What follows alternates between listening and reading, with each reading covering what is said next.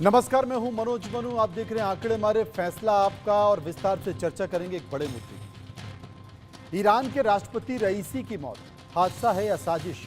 सवाल इसलिए क्योंकि ईरानी राष्ट्रपति इब्राहिम रईसी एक पुल का उद्घाटन करके लौट रहे थे, तभी अजरबैजान की सीमा पर हेलीकॉप्टर हादसे में शिकार हो गया। इस हादसे में रईसी समेत हेलीकॉप्टर में सवार सभी 9 लोगों की मौत हो गई। लेकिन अब इस हादसे पर साजिश का शक गहराने लगा है।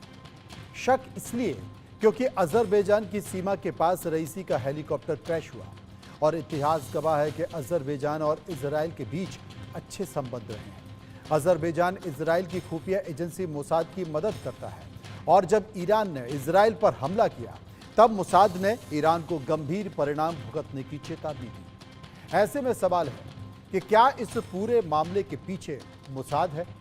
इसकी जांच ईरान ने शुरू कर दी है, और अगर रईसी की मौत के पीछे इजराइल का हाथ हुआ तो दुनिया एक भीषण जंग के मुहाने पर आकर खड़ी हो जाएगी। जाहिर है, ईरान बदले की आंख में इजराइल पर भीषण हमला करेगा, और इसके बाद तीसरे विश्व युद्ध से इनकार नहीं किया जा सकता। विश्व युद्ध का खतरा इसलिए भी क्योंकि रईसी की मौत पर दुनिया 2 धड़ों में बंट गई है। एक तरफ भारत जैसे देश हैं जो रईसी के निधन पर संवेदनाएं व्यक्त कर रहे हैं, और दूसरी तरफ इजराइल और अमेरिका जैसे देश जो निधन के बाद रईसी को तेहरान का कसाई कह रहे हैं। विदेशी मीडिया रईसी की मौत को ईरान के परमाणु प्रोग्राम से भी जोड़ रहा है। लेकिन क्या है रईसी की मौत की सच्चाई? आज इसी मुद्दे पर चर्चा करेंगे। इस मसले पर जनता की राय क्या कहती है वो भी आपको दिखाएंगे, लेकिन उसके पहले एक रिपोर्ट हमने तैयार की है, उस रिपोर्ट को देखिए।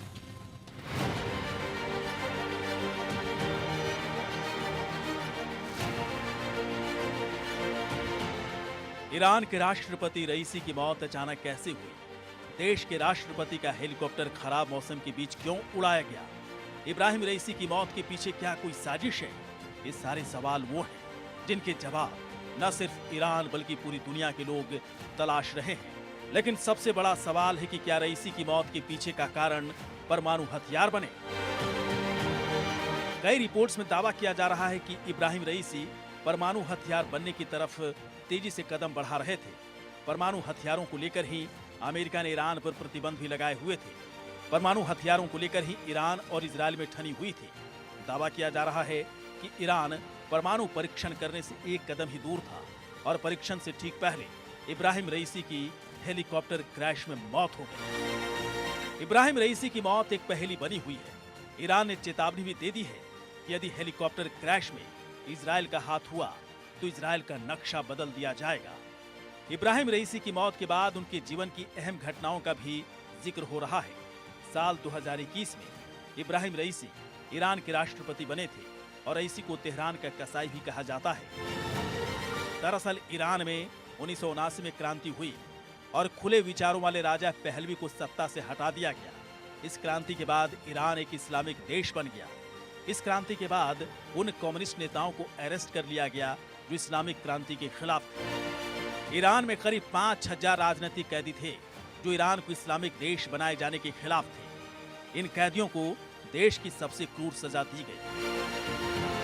ईरान की डेथ कमेटी ने 1988 में सभी राजनीतिक कैदियों को सजाए मौत दी। इस फैसले के कुछ ही दिन बाद सभी 5000 कैदियों को सामूहिक रूप से फांसी दे दी गई। डेथ कमेटी के सदस्य तत्कालीन डेप्यूटी प्रोसिक्यूटर जनरल इब्राहिम रईसी थे। 2021 में राष्ट्रपति बनने के बाद रईसी से जब सामूहिक फांसी की सजा पर सवाल किया गया तो रईसी ने कहा था कि अगर किसी जज या वकील ने देश की सुरक्षा की है तो उसकी तारीफ होनी चाहिए। मैंने ईरान में हर पद पर रहते हुए मानवाधिकार की रक्षा की है। इब्राहिम रईसी ईरान के पहले ऐसे राष्ट्रपति थे जिन पर राष्ट्रपति बनने से पहले ही अमेरिका ने बैन लगा दिया था, और ये बैन भी 1988 में किए गए कत्लेआम की वजह से लगाया गया था। अब इब्राहिम रईसी की मौत के बाद इजरायली मीडिया में रईसी को बूचर ऑफ तेहरान कहा जा रहा है, और कहा जा रहा है कि रईसी ने जो बोया वही फल पाया। Bureau report, India news. यह पहली बार नहीं है जब रईसी हमेशा अमेरिका की नजरों में खटकते रहे, और अमेरिका बार बार रईसी को लेकर चेतावनी भी देता रहा। अब जो घटना घटी है रईसी की मौत हुई है। पूरे दुनिया में चर्चा इस बात को लेकर चल रही है, ये हादसा था या फिर कोई साजिश। इसे लेकर कई सारे सवाल लेकर हम जनता के बीच पहुंचे। हमने लोगों से सवाल पूछे, लोगों ने उस पर अपनी राय भी दी है। चर्चा करेंगे आपके साथ, कुछ एक्सपर्ट भी हमारे साथ मौजूद होंगे। सबसे पहला सवाल जो सर्वे में हमने पूछा, वो पहला सवाल है कि क्या ईरान के राष्ट्रपति की रहस्यमय मौत से तीसरे विश्व युद्ध का खतरा मंडराने लगा है? 39% लोगों ने कहा हाँ मंडराने लगा है। 54% लोगों ने कहा है नहीं ऐसा नहीं है, और 7% लोग इन दोनों में से किसी भी विकल्प को चुनना नहीं चाहते थे। विस्तार से चर्चा करेंगे। हमारे पैनलिस्ट इस वक्त हमारे साथ मौजूद हैं। Major general retired Mohammad Ali Shah हैं, डिफेंस एक्सपर्ट हैं। आरबीएस मणि साहब हैं, विदेशी मामलों के जानकार हैं। आदित्य कोठारी हैं, वो भी विदेशी मामलों के जानकार हैं। और मेजर जनरल रिटायर्ड जेके बंसल साहब भी मेरे साथ मौजूद होंगे, जो कि डिफेंस एक्सपर्ट हैं। सबसे पहले हम बात करेंगे मोहम्मद अली शाह से, जो कि डिफेंस एक्सपर्ट हैं। मोहम्मद साहब, एक बात मैं आपसे जानना चाहता हूं, क्योंकि यह पहले मामला नहीं है जब ईरान के राष्ट्रपति अमेरिका की नज़रों में लगातार खटकते रहे। ये पहली घटना नहीं है कि ईरान के ऊपर हवाई हमला हुआ। अब तक ये तय नहीं हो पाया ये हवाई हमला है या हादसा है, लेकिन तमाम लोग इस बात का अंदेशा जिक्र कर रहे हैं। और पहली बार नहीं है, इससे पहले भी जब इराक और ईरान युद्ध हुआ था, तब भी अमेरिका ने एक विमान पर हमला किया था ईरान के, और उसमें करीब 250 के आसपास 255 के आसपास लोग मारे गए। लेकिन इस पूरे मामले को आप किस तरीके से देख रहे हैं? चर्चा तो दुनिया में अलग अलग चल रही है, आप क्या मानते हैं? भाई, आपका बड़ा अच्छा सवाल है। देखिए, कल जब ये खबर आई कि ईरान के राष्ट्रपति वो एक हेलीकॉप्टर में सवार थे और 3 हेलीकॉप्टर थे, 2 महफूज तरीके से लैंड कर गए, अपनी जगह पहुंच गए, एक गायब हो गया था, उसे संपर्क टूट गया था और कुछ मालूम नहीं, क्लैरिटी कुछ आई नहीं थी। तब गैस वर्क चला था पूरा कि इब्राहिम रियासी, प्रेसिडेंट इब्राहिम रियासी शायद उस जहाज में थे, शायद नहीं थे, मर गए, बच गए, कुछ पता नहीं। हार्ड लैंडिंग हुई है, एक्सीडेंट हुआ है, क्रैश नहीं रिपोर्टिंग हुई थी, एक्सीडेंट या हार्ड लैंडिंग। अब बात ऐसी है, आज सुबह तक ये चर्चा चली कि भाई क्या हुआ क्या हुआ, तब जाके स्पेकुलेशन के मुताबिक के अंदाज पे, क्योंकि ईरान ने बोला कि जिस तरीके का मलबा मिला है उन हेलीकॉप्टर का, लगता नहीं कि कोई भी इस एयर क्रैश में बच पाया होगा। इसके लिए फिर वहां से स्पेकुलेशन बढ़े। फिर फाइनली जब पुख्ता खबर आई कि जी हाँ वो कि कुछ जले हुए शव मिले हैं, लेकिन कुछ मालूम नहीं कि इतने बुरे जल गए हैं, कौन सा शव किसका है, डीएनए टेस्टिंग होगी। अब इस पे देखिए, मैं कुछ चंद एक बातें बताना चाहूंगा। पहली बात तो लोग कहेंगे कि 3 जहाज थे, 2 जहाज पहुंच गए, एक जहाज कैसे बिछड़ गया उनसे। ये मैं मानता हूं होता है, ये इतना तक होता है, मैं मानता हूं। मैं आपको एक वाक्य बताता हूं 2005 का। मैं खुद उस टाइम पे त्रिपुरा से मैं एडीसी 2 कोर कमांडर था, तो वीआईपी जहाज उड़ गया, वो बेड़ा पार कर गया, वो नागालैंड लैंड कर गया, फिर वहां से मणिपुर चला गया और हम त्रिपुरा में ही अटके रहे, हालांकि साथ साथ थे। ऐसा तो जायज है, होता भी है, ऐसा हो जाता है, अक्सर ऐसा हो जाता है और इस तरह की तस्वीरें दिखाई देती हैं। हमारे साथ तमाम लोग भी जुड़े हुए, उनसे भी मैं चर्चा करूंगा, लेकिन सर्वे का दूसरा सवाल ले लेते हैं। सर्वे का दूसरा सवाल है कि ईरान के राष्ट्रपति की हेलीकॉप्टर क्रैश में मौत को लेकर आपकी राय क्या है? हमने लोगों से ये बात पूछी। 34% लोगों ने कहा कि खराब मौसम के कारण ये हादसा हुआ है। 22% लोग ये मान रहे हैं कि तकनीकी वजह से ये हेलीकॉप्टर क्रैश हुआ है, और 24% लोगों का इशारा मोसाद की तरफ से था कि मोसाद की ये साजिश है, और 20% लोग इस पर कुछ भी कहना नहीं चाहते। मणि साहब हमारे साथ मौजूद हैं। मणि साहब, आप क्या मानते हैं इस मामले में? ये अभी जांच होगी, संपूर्ण तरीके से जांच होगी, सारे तथ्य बाहर आएंगे। अभी हम कोई भी अटकल लगाएंगे, कोई भी अनुमान लगाएंगे तो ये ठीक नहीं है, उचित नहीं है, यही मेरा मानना है। हम वेट करते हैं, क्योंकि इसको सेंसेशनलाइज ना करें। संभवतः ये दुर्घटना है, जिस हिसाब से अब मेजर अली मोहम्मद शाह जी ने भी कहा था, ऐसा भी होता है और दुर्घटना है, और ये दुर्घटना रहेगी और लोगों को ये अवगत कराना बहुत जरूरी है कि ये दुर्घटना है, तो इसके ऊपर ज्यादा संवेदनशील बात ना करें। क्योंकि किसी को भी देखिए, वर्ल्ड वॉर जहाँ चलने की बात है, आजकल आज जो 21st सेंचुरी और आगे का जो वॉर होगी वो कन्वेंशनल वॉर नहीं होगी, प्रॉक्सी वॉर होगी। हमारे पूर्व वक्ता में पीछे एक आप ही की एक चर्चा में था, उसमें RSN सिंह साहब रॉ के एक्सपर्ट है, जियोपॉलिटिकल एक्सपर्ट है जी। उन्होंने भी बड़ा क्लियर किया। मैं उनसे बिल्कुल सहमत हूँ कि ये जो भी वॉर होगी कन्वेंशनल नहीं होगी, प्रॉक्सी वॉर चल ही रही है। वेदर वही कौन कर रहा है, चाइना से कर रहे हैं, कौन इंटरवीन कर रहा है, कौन एजिटेट हो रहा है, ये सब। तो इसके अंदर किसकी नीयत कैसे है इसका पता नहीं है अभी। पूरा जांच होने दें, हम इसको संवेदनशील ना बनाएं।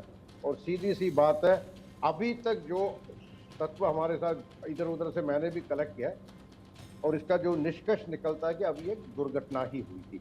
और दूसरी बात है, ईरान के साथ अंदर भी उनके जो आप इब्राहिम रईसी साहब के जो अंदर भी दुश्मन बहुत है। आपने ही कहा था 5000 परिवार, 5000 आदमियों को अगर सजाए मौत दिया है तो 5000 परिवार वहां पर रहते होंगे जिनका और भी कई कारणवश इनके एक्सट्रीम इस्लामिज्म ना करे, रेडिकलिज्म, पता नहीं किस किस कारणवश ये उसके अंदर के दुश्मन भी बहुत हैं। तो षड्यंत्र किसने किया, पहले षड्यंत्र हुआ या नहीं, पहला प्रश्न ये। जी। षड्यंत्र हुआ तो किसने किया, ये अंदरूनी तरीके से या किसी बाहर के देश ने किया, वो इसराइल ने किया, या अभी मुझे नहीं लगता कि इस संदर्भ में इसराइल कोई ऐसा मूर्ख वाली स्टेप कदम लेगा जिससे उसको और भी पूरा विश्व उसके विरुद्ध शत्रु बन के खड़ा हो जाएगा। तो मेरा मानना यह है कि इस हिसाब से वो करेंगे नहीं। अब कौन था, किसके साथ हुआ था, और आपका ये कहना है कि पहले इंतजार कर लिया जाए, रिपोर्ट आ जाए उसके बाद पता चल जाए कि आखिर क्या हुआ नहीं हुआ, क्योंकि रईसी के अपने घर में ही इतने दुश्मन है। रईसी के बारे में ये कहा जाता है कि वो एक तानाशाह के तौर पर पेश आते थे और कई हजार लोगों को मौत के घाट उन्होंने उतरवाया अपने एक फैसले के जरिए। बहुत सारी तस्वीरें सोशल मीडिया पे हैं कि एक पिता को फांसी दी जा रही है, उसकी एक छोटी सी बच्ची देख रही है। वो रो इसलिए नहीं रहा है कि बच्ची को इस बात का आभास ना हो जाए, क्योंकि बहुत अबोध बच्ची है, उसे कुछ नहीं पता, वो दुनिया के बारे में कुछ नहीं जानती। उसे इस बात का आभास ना हो जाए कि उसे फांसी दी जा रही है और वो मुस्कुरा रहा है, वो हाथ हिला रहा है। इस तरह की तस्वीरें लोगों के जहन में होती हैं, बस जाती हैं, इस तरह की घटनाएं बस जाती हैं। तो क्या कोई घर का व्यक्ति है जिसने इस घटना को अंजाम दिया है, या ये मौसम की मार इसे कह सकते हैं? 2 हेलीकॉप्टर और थे, वो निकल गए, एक हेलीकॉप्टर के साथ हादसा हो गया। ऐसा ही एक हादसा हमारे हिंदुस्तान में भी हुआ था, सेना के बड़े अधिकारी के साथ हुआ था। तो किसी भी तरह की चीजें हो सकती हैं। हमारे साथ बंसल साहब मौजूद हैं, बंसल साहब के पास मैं चलूंगा। बंसल साहब, आप क्या मानते हैं? मुख्यमंत्री भी हुआ है जी, रिपीट करिएगा क्वेश्चन। जी बंसल साहब, आप क्या मानते हैं, ये जो हादसा है या साजिश है, आपका अनुभव क्या कहता है? देखिए, इस पर बहुत सारे कयास अटकलें हैं, लेकिन जो सब कुछ सबसे ज्यादा लगता है, हादसा लगता है, उसके कई कारण हैं। जैसा कि मेजर साहब ने भी बताया कि मौसम की वजह से ऐसा हो सकता है, पहाड़ी इलाका है उसकी वजह से हो सकता है। और सबसे बड़ी बात है कि ये हेलीकॉप्टर बहुत पुराना, 40-45 साल पुराना, बेल 212 अमेरिका का बना हुआ है, जिसकी मेंटेनेंस भी ठीक से नहीं हुई है। इन चीज़ों को देखते हुए ये हादसा, लेकिन जो दुनिया में हर आदमी अपने फायदे के लिए इसका बदनाम करेगा। चाइना ने कह दिया ये एक साजिश है, उधर से जो पूर्व विदेश मंत्री हैं ईरान के, वो कहते हैं अमेरिका की साजिश एक तरफ कह रहे हैं, दूसरी तरफ ये कह रहे हैं कि इसमें यहाँ पर अमेरिका ने जो सैंक्शन लगाई थी उस वजह से हेलीकॉप्टर के पार्ट नहीं मिले। हेलीकॉप्टर के पार्ट नहीं मिले तो एक साजिश नहीं हो सकती। और हो सकता है इसकी इंक्वायरी हो, इंक्वायरी में भी पता चले ना चले, और उस चीज़ को भी तेहरान जो ईरान है अपने हिसाब से, अगर इंक्वायरी में सच क्या है वो तो उसी को पता होता है, जो देश उसको करता है, और अपने हिसाब से अपनी परिस्थितियों को देखते हुए ये सारी चीज़ें वो उसका खुलासा करेगा। लेकिन साजिश कहना, जिसमें कभी कोई कहता है, ये बहुत सारे कयास हैं, जिसमें सबसे ज़्यादा जो उंगली उठाई जा रही है वो उठाई जा रही है इसराइल की तरफ, कि इसराइल, दूसरी अमेरिका की तरफ, तीसरी यूक्रेन की तरफ भी जा रही है कि इन्होंने जो ईरान ने कामियाबी ड्रोन दिए रशिया को। अब ये सब लोग, अब यूक्रेन अपने युद्ध में फंसा हुआ है, वो अपने आप को बचा ले, और वो कैसे एक ऐसी साजिश रच सकता है कि वो जो है ईरान के प्रेसिडेंट को का इस तरह से वो उसको हेलीकॉप्टर को क्रैश कराने का। तो ये सब चीजें जो हैं, ये एक पॉलिटिकल जो एम्बिशन है, लोग अपने जो हैं वो अपने स्वार्थ के लिए, कोई कहता है कि जो मोजताबा है वो का राइवल था, उसके लिए सुप्रीम लीडर बनने की रेस में ये इब्राहिम रईसी भी थे, और मोजताबा जो खामनेनी का बेटा है वो भी इसमें था, तो वो भी ऐसा कर सकता है। एक महिसा की जो मौत हुई थी वहां से भी ऐसा हो सकता है। तो इस प्रकार के सब कयास हैं। यहाँ तक कहा जा रहा है कि अभी ये न्यूक्लियर एटम बम बनाने के बिल्कुल करीब है, नेक्स्ट वीक करने वाले थे, इस वजह से हो सकता है। हर जो भी दुनिया के बड़े बड़े लीडर होते हैं उनके तो सुरक्षा बड़ी टाइट होती है और उनको सबको ही खतरा होता है। और जो कहते हैं कि उसकी आंख में खटकता था, जो जो जिसका दुश्मन है वो उसकी आंख में खटकता है, तो इसका मतलब ये नहीं कि वो उसको खत्म कर देगा।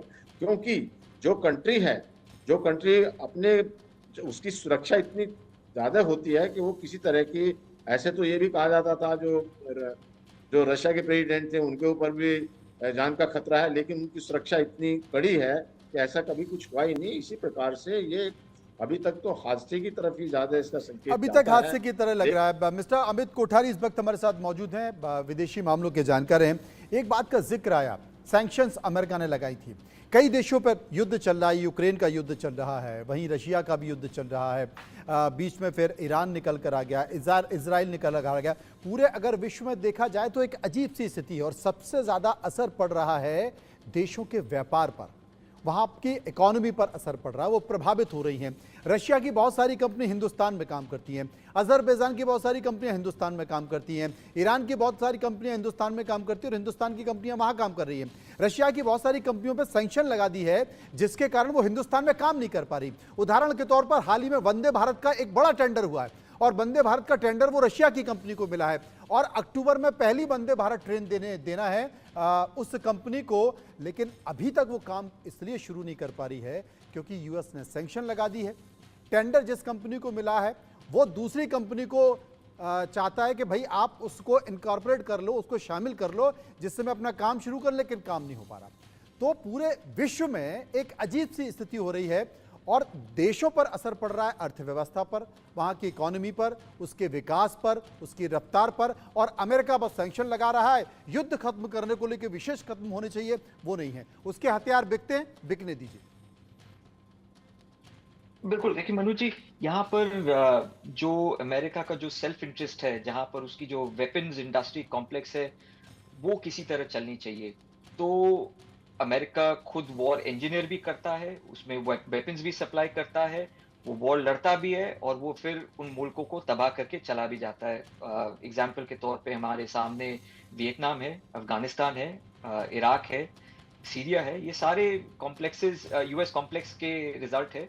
पर यहाँ पर जहाँ पर आप बात कर रहे हैं रईसी के ऊपर जो डायरेक्ट जो सैंक्शंस जो लगाए गए थे, तो ये मैं बता दूं 2020 में जब इनडायरेक्ट टॉक्स शुरू हुए थे between the US administration, Biden administration और तेहरान कि भाई न्यूक्लियर डील को हम कैसे करेंगे, तो उस समय रईसी वो पर्टिकुलर इंसान थे जिन्होंने एक बड़ा ही हार्ड स्टांस दिखाया था और he was an absolute no move to back down, जिसके वजह से जो डोमेस्टिक पॉलिसीज थे उनके ये झलकता था कि भाई हम न्यूक्लियर सहनशीलता की तरफ हम बढ़ेंगे और यूएस की बातों को हम नहीं मानेंगे, जो कि रूहानी साहब जो उनके प्रीडिसेसर थे वो चाहते थे कि भाई हम वेस्ट के साथ काम करें, तो उनके साथ हम जैसे भी करके हम कोलैबोरेट करें ताकि ईरान को एक इकोनॉमिकली एक वायबल मुल्क करार दिया जाए, जो उसके जो पाशिंदे हैं वो खुरम रह सके। So that was the whole objective जिसकी तरफ वो जाना चाहते थे। पर यहाँ पर रईसी की जो हार्ड स्टांस थी उसकी वजह से वो पूरी न्यूक्लियर टॉक्स थी वो वहीं पर रुक गई 2021 में, और उसके बाद रईसी के ऊपर में ये सैंक्शंस, हार्ड सैंक्शंस लगाए गए थे यूएस द्वारा। अब आते हैं यहाँ पर जहां पर रईसी के जो कॉन्स्पिरेसी थ्योरीज है। देखिए कॉन्स्पिरेसी थ्योरीज अपने जगह पे सही है, पर हमें वेट करना चाहिए for the eventual reports to come out, और थोड़ी मजबूती के तौर पे जब एविडेंसेस सामने आएंगी तब हमें शायद एक इशारा मिले कि भाई ये कैसे हुआ, whether it was truly A mall function of the helicopter itself, क्योंकि 45 साल पुरानी हेलीकॉप्टर है, तो 45 साल पुरानी हेलीकॉप्टर है, why was the president essentially flying that?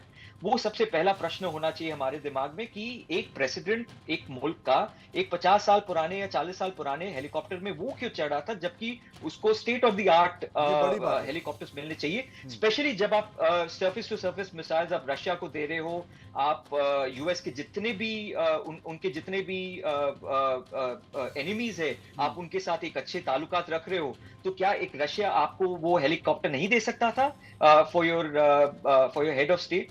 तो यहाँ पर वो सारे सवाल भी खड़े होते हैं। ये क्या, कई सारे सवाल you हैं know, जिसका जिक्र अब शुरुआती दौर में मणि साहब भी कर रहे थे कि क्या घर का कोई व्यक्ति है, क्योंकि घर ही के यानी कि ईरान के अपने टारगेट पर, अपने घर के अंदर ही बहुत सारे मामलों में वो घिरे हुए थे, कई सारे आरोप उनके ऊपर लगाए गए थे, तमाम सारी साधन। सर्वे का एक और सवाल है, वो मैं सवाल ले लेता हूँ कि क्या इजराइल और मुस्लिम मुल्कों का टकराव खत्म करने के लिए यूएन को कोशिशें तेज करनी चाहिए? 89 यानी कि 89% लोगों ने कहा कि हाँ करनी चाहिए, 8% लोगों ने कहा नहीं करनी चाहिए, और 3% ऐसे लोग जो इस मसले पर कुछ भी बात करना नहीं चाहते थे। मोहम्मद अली शाह हमारे साथ मौजूद हैं। अली शाह साहब, इस पूरे मामले को लेकर आपका मानना है? जी देखिए, मैं उससे पहले ये बात कहूंगा कि अभी बहुत स्पेकुलेशन है कि अगला प्रेसिडेंट कौन बनेगा, कैसे होएगा, क्या होएगा, क्या खुमैनी साहब का बेटा बनेगा, क्या वाइस प्रेसिडेंट बन जाएंगे। उससे पहले मैं ये बता दूं कि 1979 से पहले, ईरानियन रेवोल्यूशन से पहले जब शाह ऑफ ईरान थे, तब उनकी लीनिंग्स वेस्टर्न तरफ, वेस्ट की तरफ थी। फिर 1979 में जब खुमैनी गवर्नमेंट आई, तो उसके बाद इन्होंने एक जनरल असेंबली करी, ऑफ एक्सपर्ट्स बनाए, और बोला जाहिर सी बात है अगर 79 में सत्ता बदल गई तो एक नया कॉन्स्टिट्यूशन एक आएगा। तो एक नया कॉन्स्टिट्यूशन हुआ, और ये प्रेजेंट हुआ था मार्च 29 और 30 की बात। फिर अक्टूबर 24 1979 में जो सुप्रीम लीडर थे वहां पे, अयतुल्लाह रूहुल्लाह खुमैनी उस टाइम पे, और जो प्रधानमंत्री थे मेहदी बदरगन, उन्होंने अप्रूव किया ये कॉन्स्टिट्यूशन। फिर 1979 में कॉन्स्टिट्यूशन को डिजाइन हुआ, सुप्रीम लीडर ईरान बने, वहां पे बहुत कुछ ऐसा ये होता गया। उसके बाद फिर जनवरी 25 1980 में इलेक्शन हुए अयतुल्लाह फिर से, और फिर 76% का वोट शेयर इनको मिला। तो उससे क्या हुआ, अब ईरान के अंदर एक अयतुल्लाह खुमैनी की एक गवर्नमेंट, देखिए Ayatollah Khomeini head of state कहलाएंगे, और जो प्रेसिडेंट प्राइम मिनिस्टर है वो हेड ऑफ गवर्नमेंट कहलाएंगे। फिर 1989 में जो प्राइम मिनिस्टर की पोस्ट थी ईरान से, वो अबॉलिश कर दी गई। अब क्या हुआ कि जब ये सुप्रीमो, जाहिर सी बात है सुप्रीम पावर बन गए, और अगर देखा जाए तो ही इज द प्रेसिडेंट, वैसे अगर एक तरीके से मैं लोगों को समझने के लिए कह रहा हूँ। अब और जो प्रेसिडेंट है ईरान के, तो ही play the role of in a way like prime minister, because prime minister की पोस्ट अबॉलिश की गई थी। तो इंटरनल, जैसे हमारे पैनल से भी बोला, इंटरनल भी उनके अंदर भी बहुत प्रॉब्लम थी, इंटरनल भी बहुत लोग उनसे नाखुश थे। जैसे कि हिजाब का कल्चर था वहां पे, आपको याद होगा 2-1 साल पहले वहां पे एक महिला बड़ा प्रदर्शन हुआ, और वहीं की महिलाएं भी निकल कर आई और उन्हें किस तरीके से दबाया गया, वो तस्वीरें हमने देखी। इन सबके बीच हम जिसका जिक्र कर रहे थे कि आखिर देश के, विश्व के व्यापार की स्थिति क्या है इस पूरे मामले को लेकर, तो आपको बता दें एक रिपोर्ट हमने तैयार की है। वो रिपोर्ट एक बार अपने दर्शकों को दिखा देते हैं कि ईरान के राष्ट्रपति रईसी की मौत ने दुनिया के व्यापार को हिलाकर रख दिया। रूस यूक्रेन युद्ध और इजराइल हमास जंग से पहले ही दुनिया का व्यापार गड़बड़ा रहा था। अब रईसी की मौत ने कच्चे तेल के दाम से और बढ़ना तय है। रईसी की मौत के बाद कच्चे तेल और सोने के दाम तेजी से बढ़ रहे हैं, जो कि एक बड़ा चैलेंज बन गया है। इस खबर को देखिए और समझिए।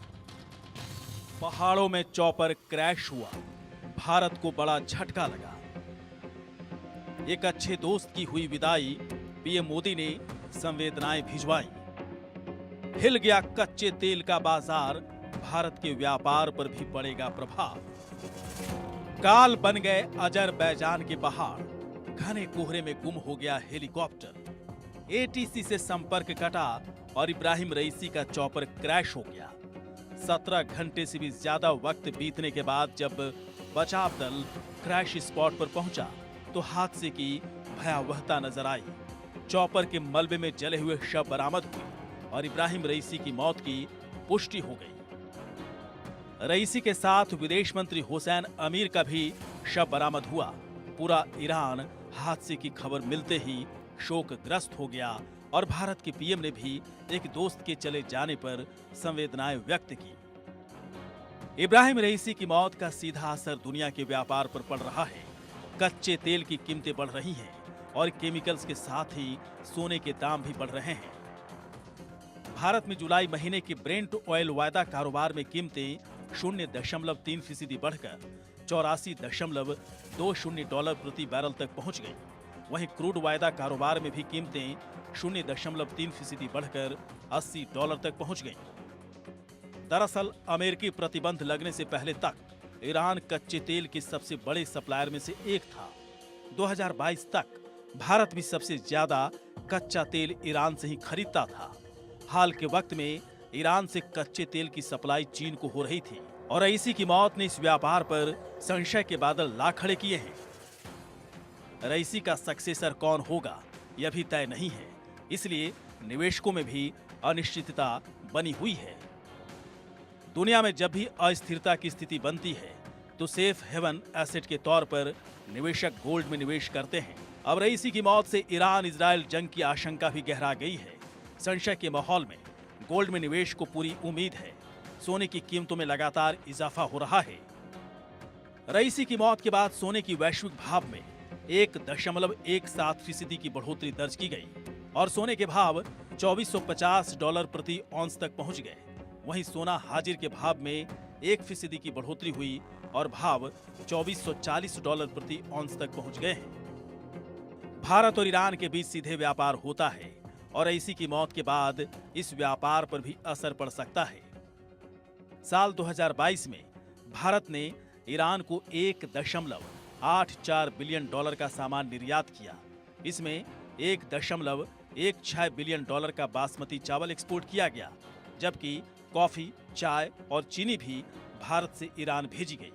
इस अवधि में ईरान से भारत को $653 मिलियन का एक्सपोर्ट हुआ, जिसमें $153 मिलियन के केमिकल भारत को भेजे गए।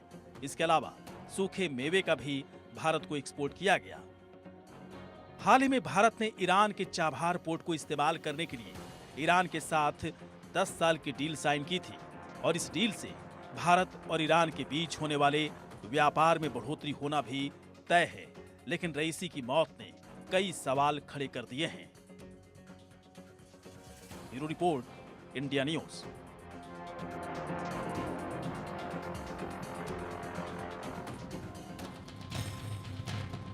श्रीमान मणि इस वक्त हमारे साथ मौजूद है। हम समझने की कोशिश करेंगे कि इस घटना के बाद आखिर वैश्विक स्तर पर किस तरह की चीजें निकल कर आएंगी, लेकिन उसके पहले सर्वे का चौथा सवाल है वो मैं ले लेता हूं। सर्वे का चौथा सवाल है कि भारत को कूटनीतिक लिहाज से इस वक्त किसके साथ खड़ा होना चाहिए।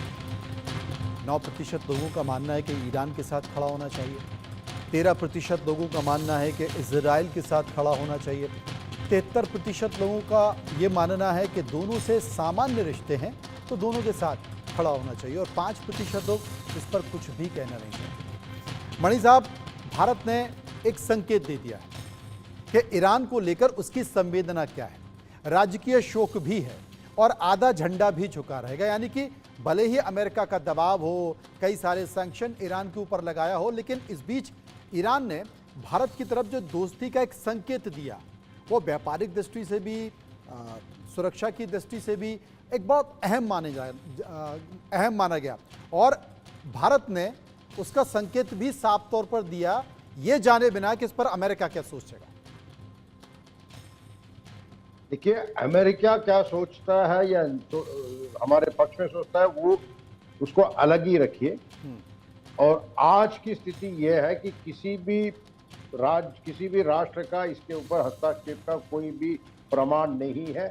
इस कारणवश और भारत और ईरान के पीछे कुछ सालों से काफी देखो ऊपर नीचे होता रहा है, मगर काफी अच्छा बनता रहा है। क्वादर पोर्ट, ये जो चाबर पोर्ट के ऊपर जो MOU हुई है, या ऑयल सप्लाई, जो कच्चे तेल का काफी मात्रा में भारत में आयात होना, ईरान से ही होना, भारत का काफी एनर्जी सिक्योरिटी इससे प्रभाव पड़ता है। और जैसे आपने कहा कच्चे तेल का भाव बढ़ने लगा है, ये हमारे एनर्जी सिक्योरिटी के ऊपर विशेष तौर पे इसका प्रभावित होगा।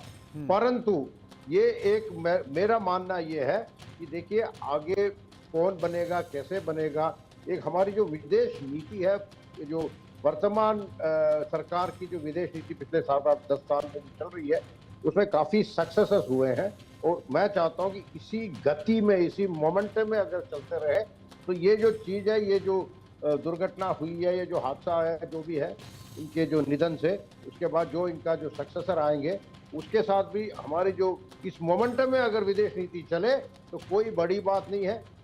चीजें कुछ मोमेंटम में टूट जाती हैं, कुछ स्थगित हो जाती हैं, कुछ डिले हो जाएगी, कुछ डिफरे हो जाएगी, परंतु जो 3 महीने में जो डिलीवरी होनी थी वो 10 महीने में हो जाएगी, 4 महीने में। मैटर ऑफ नंबर्स, पता ना, थोड़ी सी डिले होगी, इसमें कोई भी निस्संदेह होगी, इसमें कोई भी दो राय नहीं है।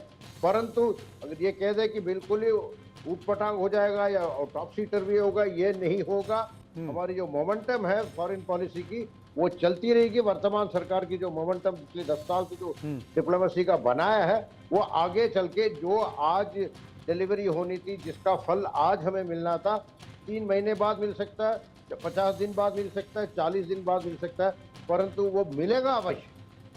उसका संकेत मिलेगा। बंसल साहब मेरे साथ मौजूद है। बंसल साहब, एक बात का जिक्र हो रहा था कि 55 साल पुराना ये विमान था और ये पहली घटना नहीं है। अगर दुनिया में सबसे ज्यादा विमानों का बेड़ा खतरनाक कहीं माना जाता तो वो ईरान में माना जाता है, और एक बड़ी संख्या विमानों की जिसका वो लोग इस्तेमाल ही नहीं करते। 21%, एक आंकड़ा है कि 21% विमान इस्तेमाल किए जाते हैं। ईरान में करीब 2000 के बाद बहुत सारे ऐसे प्लेन क्रैश के मामले सामने निकल कर आए।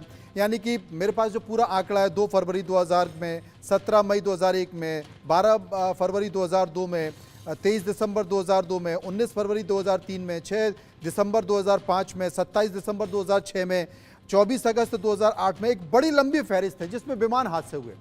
2000 से ज्यादा लोग मारे गए। बावजूद इसके महत्वपूर्ण पदों पर बैठे लोग इतने पुराने विमानों में सफर कर रहे हैं, इतनी बड़ी रिस्क ले रहे हैं, ये कौन सी बड़ी समझदारी वाली बात?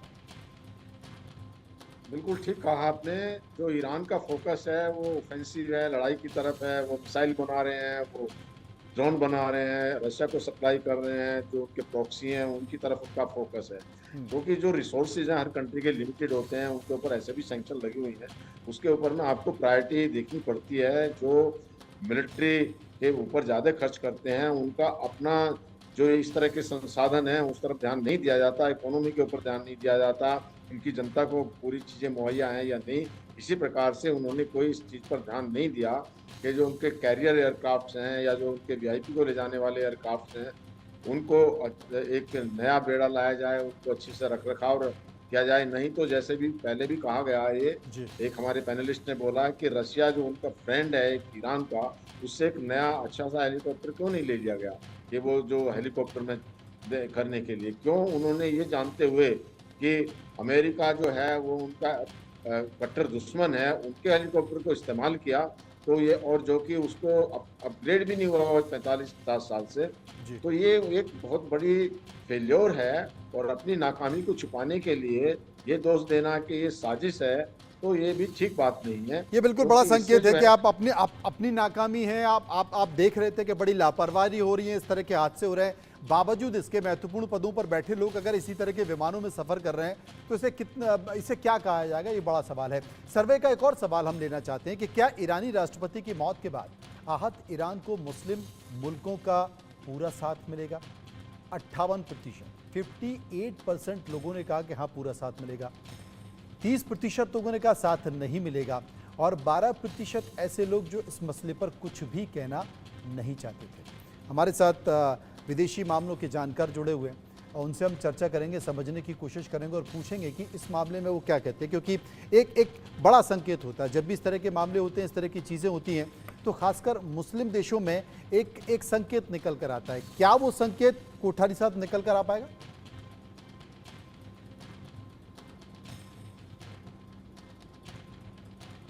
जी देखिए, अब मुस्लिम मुल्क भी जो है, क्या वो हिस्टोरिकली ईरान के साथ हमेशा खड़ी हुई है? हमको पता है ये बात कि जनवरी से लेके आज तक ईरान में काफ़ी सारे फियास्को हुए, साथ ही साथ उनके पाकिस्तान के साथ भी एक मिसाइल फियास्को हुआ है, जहाँ पर Iran had to back down. तो हमें ये तो साफ पता है कि जो जितने मुसलमान मुल्क हैं, वो हर समय एक साथ एक टेबल पे आके बैठ के बात नहीं करते हैं।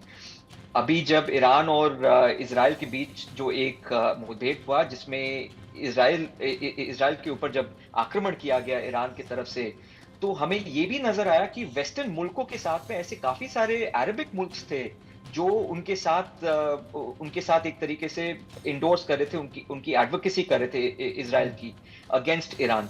तो उस समय भी सारे मुसलमान मुल्क सामने आके ईरान के साथ नहीं खड़े हुए, ना कि वो हमास के साथ खड़े हुए। तो वहां भी कहीं ना कहीं डिफरेंस ऑफ ओपिनियन है, राइट एंड रॉन्ग की अपनी अपनी परिभाषा है, अपने अपने परसेप्शंस है, और वो सामने आते रहते हैं। तो मेरा हिसाब ये है कि सारे मुसलमान मुल्क जो है, या जिसको आप ओआईसी कहते हैं, वो सारे के सारे एक तरफ तो आके बात नहीं करेंगे, नो मैटर व्हाट हैपेंस। खासकर इस समय जहां पर ईरान के खुद के बड़े मिसाइल रहे हैं, पाकिस्तान के साथ, अजरबैजान के साथ। अजरबैजान हिस्टोरिकली इजराइल के साथ भी काम करता रहा है। हमारे रईसी साहब का एक तरीके से ये एक हैंड आउट था टुवर्ड्स अजरबैजान की, भाई आप हमसे भी एक अच्छा समझौता करें, पानी को लेके आप हमसे भी आप रिश्ता रखें, ताकि आप इजराइल के ऊपर आपका डिपेंडेंस कम होता रहे। जी मनोज साहब, ये बड़ा संकेत आपने बताने की कोशिश की। हमारे साथ मोहम्मद अली साहब बने हुए हैं। शाह साहब, इस पूरे मामले पर अगर देखा जाए तो ये चर्चा चल रही है, हालांकि जिसका जिक्र कर रहे हैं कि हमको बहुत ज़्यादा इस पर बढ़ चढ़ कर बात नहीं करनी चाहिए, लेकिन क्या आपको लगता है, क्योंकि चाहे वो यूक्रेन और रशिया का युद्ध हो, तब भी इस तरह के संकेत निकल के आएगा कि साहब विश्व युद्ध हो जाएगा, या इस घटना के बाद, क्योंकि इजराइल और ईरान के साथ जो संबंध चल रहे हैं वो भी तस्वीरें लगातार दुनिया देख रही है, क्या इस घटना के बाद ऐसा आपको लगता है कि कोई वर्ल्ड वॉर जैसी चीज़ है, या तमाम देश में एक लकीर खिंच जाएगी, ऐसा कुछ आपको लगता है? जी मनु भाई, आपका बहुत ही रियलिस्टिक सवाल है आपका, और ऐसी बात नहीं है कि ऐसी बात नहीं करनी चाहिए। भाई रियलिस्टिक बात है तो इसको खुल के सामने आके बात करनी चाहिए इसके बारे में। और शुक्रिया आपने मेरे से ये पूछा। देखिए, बहुत से विशेषज्ञ बोलेंगे कि नहीं, विश्व युद्ध तो नहीं होएगा, बड़े कॉन्फिडेंटली, और बहुत से विशेषज्ञ ये बोलेंगे कि विश्व युद्ध हो सकता है उसकी राह पे है।